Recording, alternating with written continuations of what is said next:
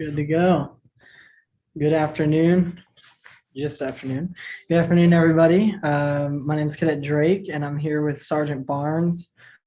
She is a cadre member at our detachment, and she's going to be talking to us today about some more of the enlisted side of things so that you can maybe get a good feeling for what it's like for your airmen and your enlisted NCOs when you get into the Air Force. So, do you have anything else that you want to say on the introduction, Sergeant Barnes? No, sir. I'm just happy to be here. Thank you guys for squeezing me in. No problem, man. Awesome. All right, so I'll just start it off. We'll get a little bit of your background. So what was your route to the Air Force? Like, what made you, I know you said you had a military family, so what made you choose Air Force, first of all? Because I got Army family and I chose Air Force too. I almost didn't have a choice, right? My dad was Army. My uncle was Navy. My mom would have been Navy. Then she ended up having my brother. So my dad was kind of like, hey, you're not doing Army or Marines, like it's Air Force all the way. So I kind of already knew I was going to go into the military in terms of like, college and stuff like that, because I have a twin. And so we have two older brothers. So I kind of knew college wasn't going to be super easy. So I knew I was going in the military one way or another. It was just which branch. So. Awesome. He hooked it up. You got the good branch, right? Yeah, exactly. Yeah, exactly. Nice. Okay, so I asked you some questions earlier, and you said that your first AFSC/job, you were slated to go RPA, but you ended up getting changed. So what's the story behind that? Right.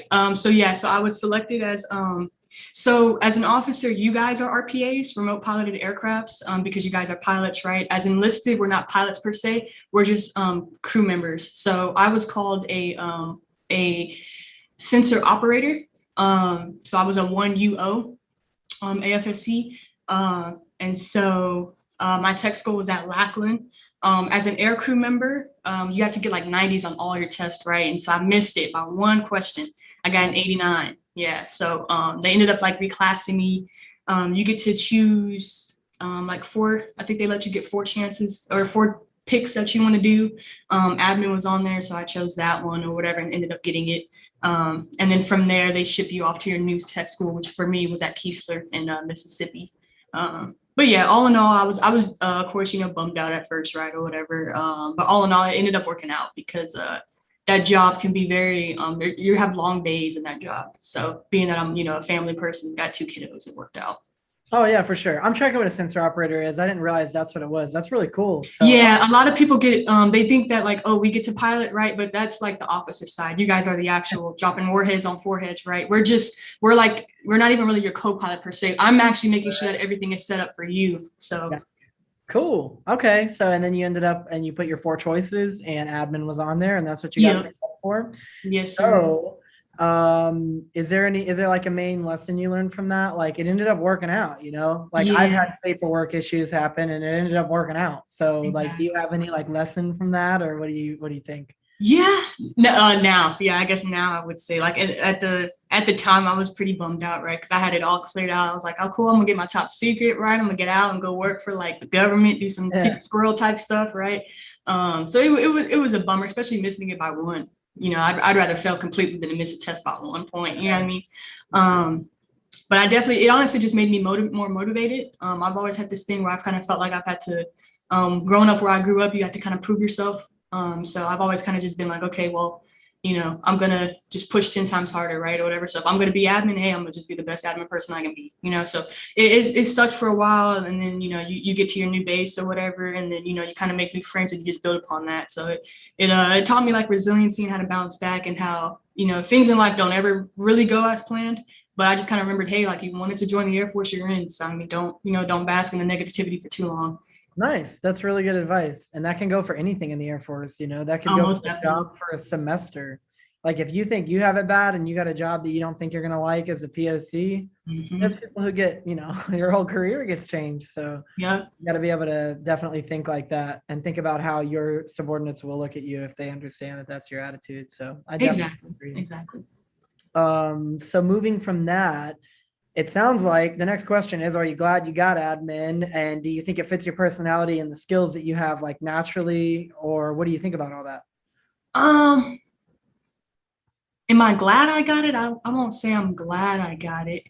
Okay. But not in a negative way, right? Um, but I will say that I don't look at it as a negative or a positive, if that makes sense, right? Like I'm neutral about it. I'm very much of a like, hey, if something happens, it's like, cool, keep on trucking. You know what I mean? So I don't look at it as a negative or a bad or a positive. It's just something that happened that I had to move on from. As far as skills, admin was actually the exact opposite. I'm sure, as you guys know, RPAs and there's only like 4 bases you can go to, right, when you're operational. It's very secluded, right? So that works for me because I'm introverted naturally, right? So I was prepared. Admin's a lot more customer service, right, and everything. So you got to be more open and and all that kind of stuff. Which it took a minute for me. It probably took me like a good year to kind of be comfortable with like me. There's no way old Sergeant Barnes would be able to come up here like this, and talk to you guys or whatever without sweating and shaking, right? So it definitely took me some minute to kind of get used to that aspect, and especially right because little A1C Barnes, man, I got out of tech school and went straight to wing level, right? So I'm like meeting all these like wing commanders, working like directly with him, and having generals come in and out and all that kind of stuff, expecting us and everything, right? So that was like the last thing I wanted, right? Being this little quiet person in the background. So it took some getting used to, but I definitely, I like the job though. I like the Oh job. yeah, no, I mean, I can tell that it worked out for you, and based off our conversation right now, like you're saying that you're introverted, and I'm sure you might be like that, but in this situation, you're Yeah, completely relaxed, chopping it up, like it's awesome. So it sounds like it did a really good thing for you, it did. It did. And like on the other end, I'm pretty extroverted. Maybe I could I could use some help from a job that needs me to be a little. You never know. So yeah, that's really cool. Nice. So that's good to look at. Like sometimes your job can change who you are for the better. So Mhm. that's really nice. Sweet. Okay, I'm moving on. So what are some what? Okay, so what do you think are some of the reasons that enlisted airmen specifically choose, hey, I want a new job. Hey, I need to get to a new base. Like, I got to get out of here. Obviously, Um, I guess like the first thing would be kids or family, right? So that could be an option. right, yeah. Like, other than that, what do you think? Or what have you? Um, Honestly, so like with the kids thing, that I would actually say is actually less common. For the most part, in my experience at least, most enlisted members go try to switch jobs because there's a certain window, right? So typically with that window, when it goes in terms of like your career when you're first getting in, most people actually don't have kids and family like that yet. So really the most common reason I would say is usually because like the culture, right? Like you might say like you wanted to be admin, right? But you ended up getting like security forces, and you kind of see like they have a different culture, right? A different kind of brotherhood and all that kind of stuff. So some people they don't mesh well with that, right? So then they're like, okay, well, I'd rather just go be, a calm person or something, you know what I mean? So I would definitely say most common reasons would be culture differences. And then just like the kind of day, right? Like if you're security forces or maintenance, right? Your days are a lot more longer than my days where it's, 8 to 5, got the weekends off or whatever typically. So I would say it's usually kind of like those your days and then that culture. Oh, okay.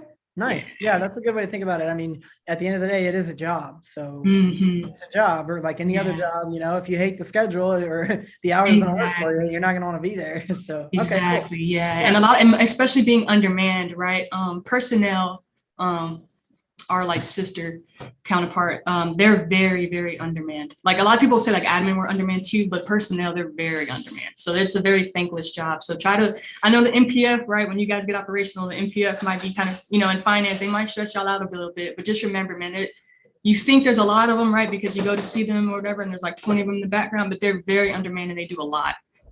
So yeah, that's another reason why some people might try to switch jobs or whatever. Yeah. And at the same time, you might have those workaholic people who love that kind of thing. Exactly. Right. Yeah, exactly. Exactly. Cool. Okay. So coming off of that, why did you choose to come to our detachment? So like I said, right, straight out of tech school, went to Kirtland Air Force Base in New Mexico. That was my only base, right? Right before I showed up to you guys, I actually was deployed to I stayed deployed to Ramstein, Germany, right? Not a deployment, a long TDY. So I say that because Kirtland was like all I ever knew, right? I was an A1C, I was a senior airman, and I made staff there. So it was just time for some growth, some development. Working at that job, I actually wasn't doing anything involved with my AFC per se. So it kind of stunts you a little bit, right? Because now you're kind of out of tune with what's going on in your career field, right? Because you're not doing that day-to-day stuff, you know what I mean? So just trying to get like some breadth and depth in my career and kind of being challenged. The job was very like routine, which isn't bad, right? But you just kind of want to be challenged or whatever. You don't want things to get stale and feel really routine and all that stuff. And then my kids were finally there at that age now where my oldest one is about to start going to elementary school. So just kind of wanted a different environment for her to grow up in and all that. And Texas is home. I got family in Dallas. I got family in El Paso at Fort. Oh yeah, we're gonna get to that. I spent some time in El Paso. I'm excited. Yeah. Oh no way, really? Sweet. Yeah, sweet. Cool. Okay, so family, I don't blame you. That base, usually any base in New Mexico is gonna kind of be out there, right?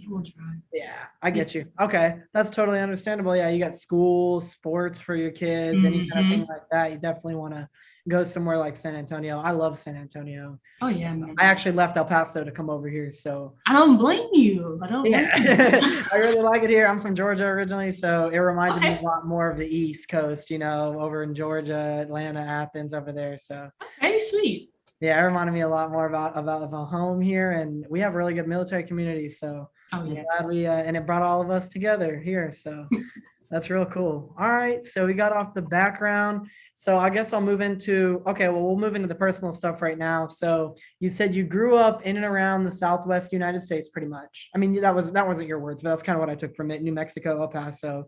So, but you lived in El Paso. How is El Paso different from Dallas, and which one do you like more? Man.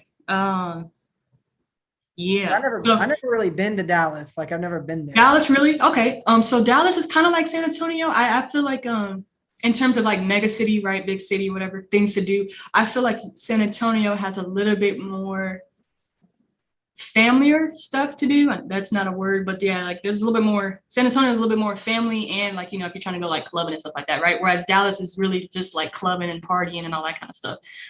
So it's a different kind of vibe, but it's a big major city, right? I remember growing up going to like the Texas Fair and you would see like Chris Brown and all these different celebrities and stuff like that, Kevin Hart and all them or whatever. So I thought that was kind of cool. But there's San Antonio and Dallas is really similar. It's taking 50 different highways to get to one location or whatever. So in that aspect, they're all the same. El Paso wasn't too bad. It was a little tough getting used to, right? They're not really diverse. San Antonio and Dallas, right, is really diverse, right? So I remember growing up, me and my sister, we were on the basketball team, right? Basketball and track team, right? And it was me and her and maybe like 3 other African Americans there, right? Yeah. So it was very, I felt very awkward being there. It took me a while to kind of find my groove and feel kind of welcomed or whatever there. But we moved there to be closer to my grandfather. My grandmother had some medical issues or whatever and all that. So we moved there to be closer to there or whatever. So it wasn't all that bad, right? It helped me grow. It helped me get used to being in a different environment and kind of having to, be mindful of my perceptions and all that kind of stuff. Right there. Yeah, exactly. So, and that's the difference, right? San Antonio, it's military, but they're welcoming, right? In El Paso, it's almost kind of like the opposite because El Paso was actually built in a way to support that base, Fort Bliss. So they kind of look at us a little bit like, oh, you guys are high and mighty, right, or whatever. So it's a little bit of negativity there sometimes, or whatever. But San Antonio, man, I love it. I definitely will say Dallas/San Antonio all the way, man. You guys are awesome. I agree. I need to spend some more time in Dallas. I have my whole experience in El Paso. Where did you go to high school there? Or did you go to high school there? So I spent let's see. I went to Caldwell Elementary, which was in Dallas. So I spent like 5th grade up until I spent my freshman year back in Dallas. So 5th grade up until middle school was where I spent in El Paso. So I went to Parkland Middle School. Oh yeah, on the northeast side. Yeah, and I had my uncle and my family. They were on the west side, so they went to. That's a nice side of town, Kennedy. El Dorado. Yeah, exactly. Yeah. Yes, we thought they were rich. We thought they were balling. Yeah, so I spent my time in the northeast side too because that's just where the base is. So exactly. If y'all don't know about El Paso, northeast it's pretty. Where it's at. You tell someone you're from the northeast, and they're like, "Ooh, so, you okay?" Yeah. Have you heard of North Star Elementary? Yes. Yeah, that's where I went to elementary. So I went to North Star and then I went to Parkland. Yeah. Yeah, Northeast. Yeah. So I went to Chapin, and that's actually funny. Oh, y'all used to kick our butt Chapin in is right sports. next to the Yeah, shopette right there with the Humvees and the parking lot and all that. yeah. Yeah. So I lived over there by the base. So I went there, and it's kind of funny you were talking about how you and your friends were some of the only African American girls on your team because Chapin, we had the military side because most of the military kids went there, Mhm. and we had everyone. We had like people from everywhere. Just you know how Yep. the military is. You got white guys, Samoan guys, African Mhm. American guys, anything. So our sports teams actually crushed pretty good. Y'all did, man. We hated you guys. Yeah, we had that diversity, and that's actually a really good example of when Yeah, diversity can help you all out because you just yeah, get man. all You these guys were people from killing all it these in different football too. places. So yeah, so that we did pretty good. I was a kicker for our high school football team. No way. Oh, you were on the football team? Yeah, man. You were probably hated. You we hated y'all. Y'all were great, man. Yeah, so that's cool. That's really cool. Yeah, I'm glad. I like San Antonio a lot too. I talk to people from here. We have a lot of cadets from here, and they're like, "Oh, I don't like it," or whatever. I'm like, just Actually, I not like bad. When they get out operational, right? You get some of these crazy bases. I think you'll be like, okay, I'll take Dakota, that back. yeah, something like that. Yeah. Because Definitely. you'll notice too, a lot of these bases be kind of like in the middle of nowhere, right? You might have to travel like 20, 30 minutes to get to do something fun. So San Antonio, I like because you don't have to go that far. You got nice malls, nice scenery. Oh yeah, for sure, especially over on the northwest side. Cool. Okay. Mhm. So mostly Texas. So you didn't grow up in too many like different places. Right. That being said, how do you think Texas developed your personality and preferences? Because I remember you said I think you had mentioned something when you were in New Mexico. You're like, I kind of want to get back. The South made Oh, you. So yeah. like, what do you think? Like, do you think do you think your introversion comes a little bit from like, being in Texas, or is that just how you are? So a little bit of both, a little bit of both. My mom, she grew up in so she's one of six kids, right? So she grew up in Chicago. And my dad, he grew up in Detroit, right? So you know that background, whatever. Chicago and Detroit aren't the greatest places to grow up, especially at the time that they did, right? So my dad, he was old school Army, right? He was a scout. And then after he got out, he was a cop. So he was very protective of like what we do and stuff like that. My mom's mom, she had a rocky childhood. So she raised my mom to where they didn't really get to go out. They didn't really hang out with friends like that. She had to, meet people's parents before she got to do anything like that. So she kind of instilled that in us a little bit. So me and my sister, man, if we weren't caught up in doing like some type of sports meets or track meets or something like that, we were going to school or having, working, I had like 2 jobs when I went to high school. Oh, So I think Texas, from being raised that way, Texas kind of stimulated that a little bit too. Because Southern hospitality is a thing for sure, but Texas, yeah, kind of instilled that for me. So I would say almost the opposite, especially having like a customer service type of job.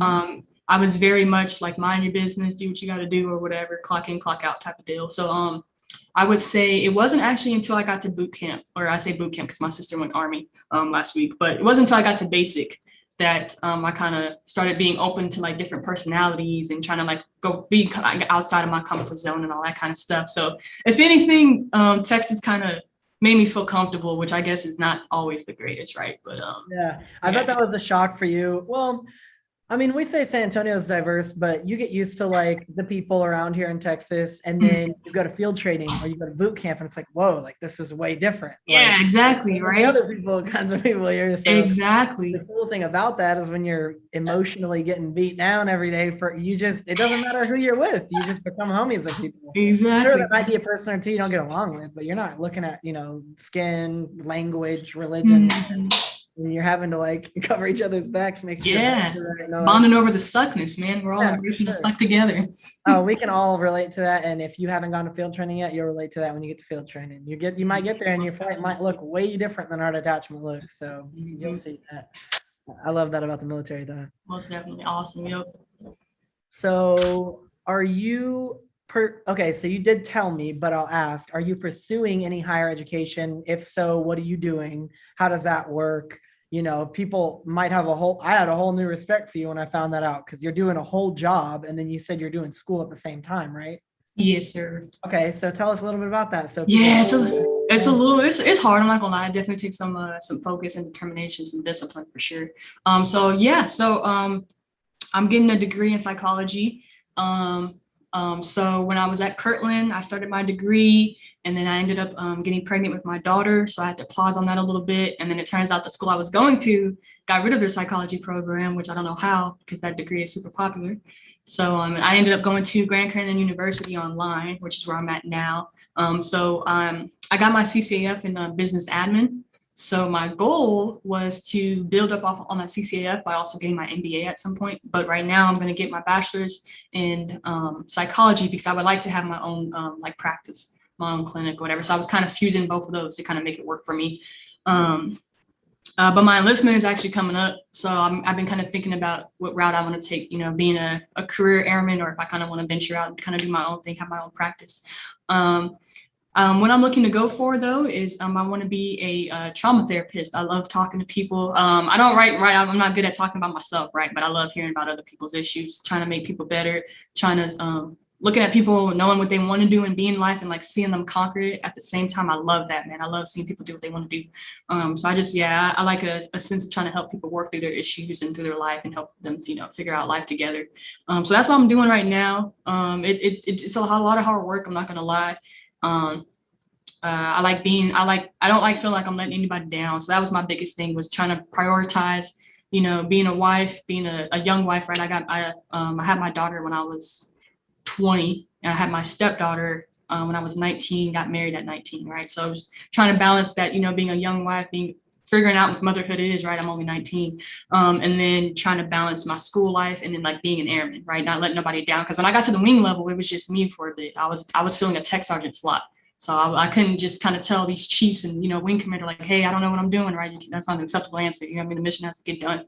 So it was a lot of pressure, didn't want to let anybody down. But it definitely taught me how to prioritize, how to figure out how to get those answers for yourself, and how to let people know, like, hey, you know, I do need help, right, or whatever, not being afraid to ask for help when you need it or whatever, but also just kind of that discipline of being focused, because, you know, hey, you're part of something bigger than yourself now. So. Wow, that's a really good answer. Cool.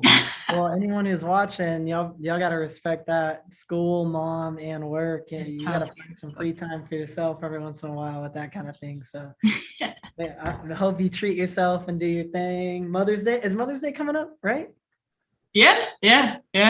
Cool. Nice. I try. I like I said, I really don't like, especially coming to you guys, right? I really don't like feeling like I'm letting anybody down. That's my biggest thing. So that's why I always say, you know, I think I might have told it to you and Cadet Ferrer. If I ever just kind of seem like if I'm in that tunnel vision, right, I'm just in my hole, it's just because, you know, dealing, you know, with kids and school and all that kind of stuff. But I really do. I love talking to you guys. I love getting to know people. So I mean, if I'm ever in my tunnel vision and you guys need me, feel free to reach out. Cool. Nice. Okay. Good to know. So back to San Antonio, Dallas, and El Paso. So aside from the cities and how they compare, actually, before I go to that, I want to ask this question. So you're telling me about how you said you like to help people better themselves, right?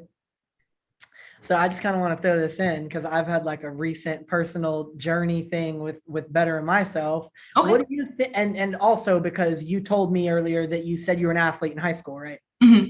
So that's more of the reason why I want to ask. But what do you think? How good do you think working out and being healthy is for your mental? Like how important that is as That's someone who's studying this and has experience in sports. Like, what do you think about that? That's very critical.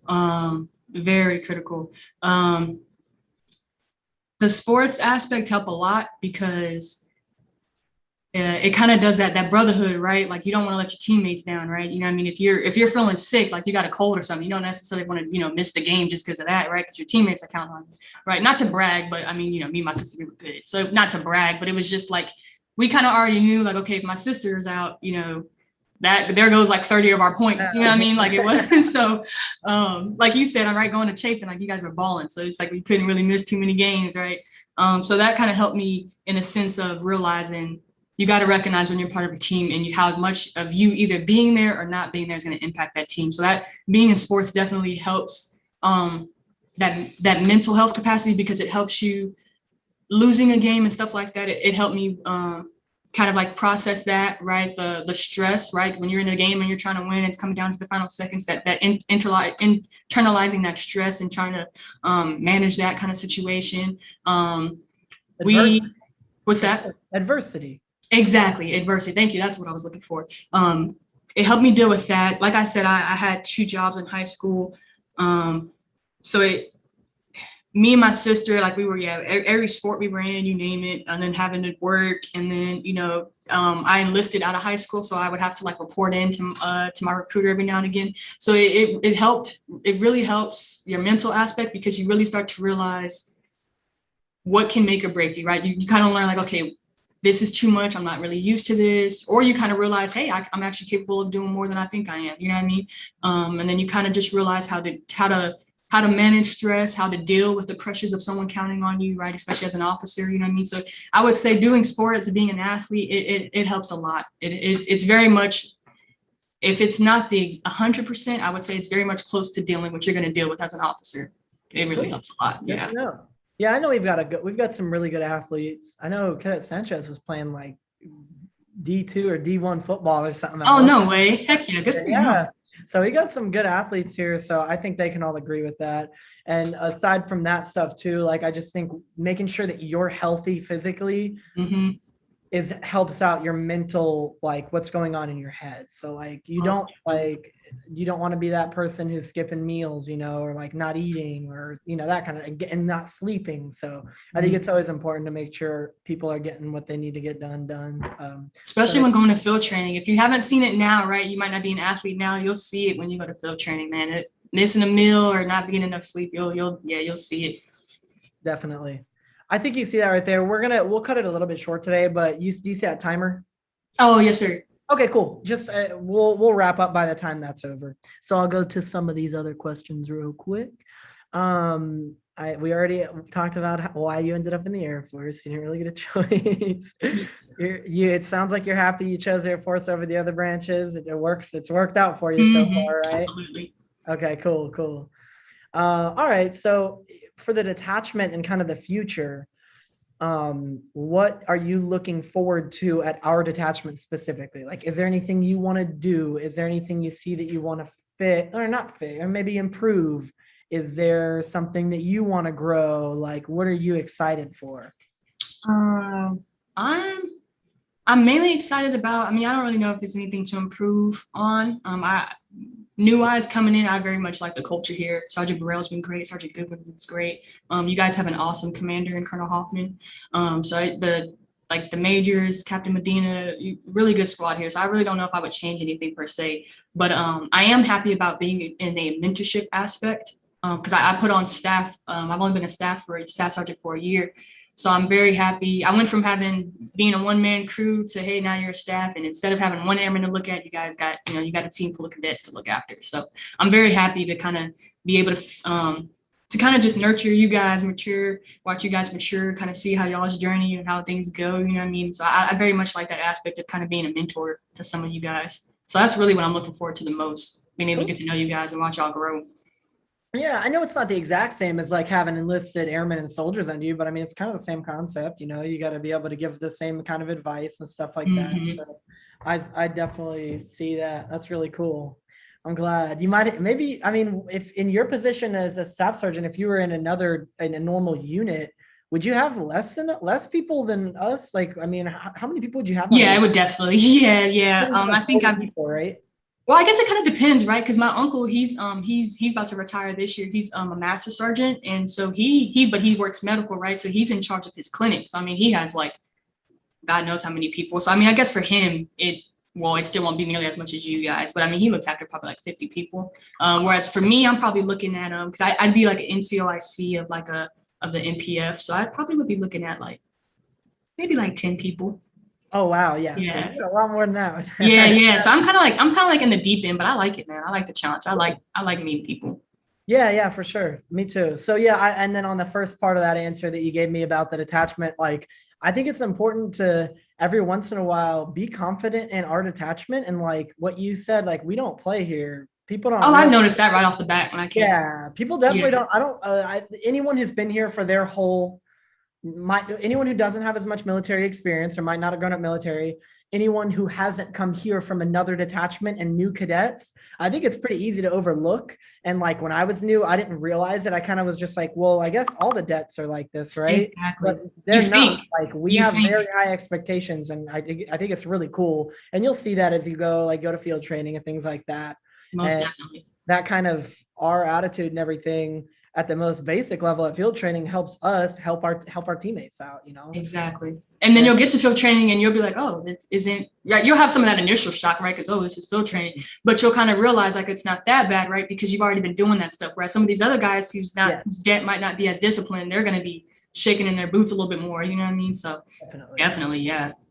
So that's just looking back as POC. I just kind of realized that. And if you're in FTP right now, just keep pushing and realize, you know, we're probably doing the best, some of the best in the country at our DET with our training and stuff. We do a lot. Like shout out to Cadet Buckles and Cadet Lou as well for that beast. That was really cool. Very impressive.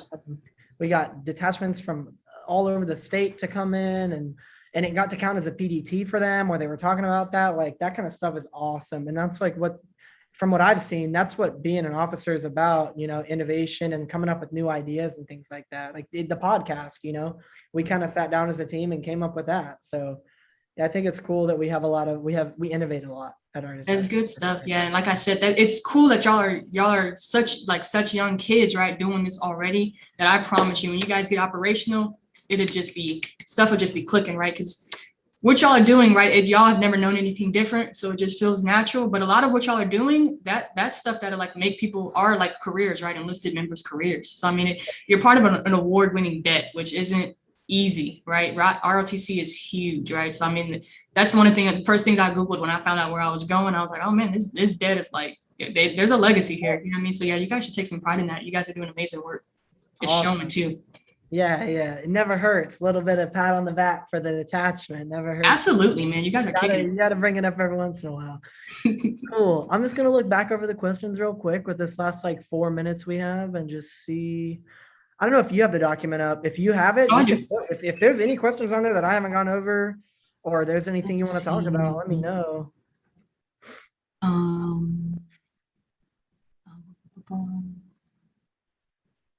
My degree.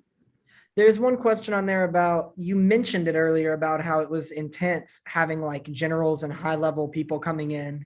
There's a question that basically asks you to elaborate on that, like in terms of communicating with higher up leadership, especially as a younger like airman. How do you deal with that pressure and stress? I don't know if you have. Oh man, it took me a little bit, especially being introverted, right? It took me a little bit.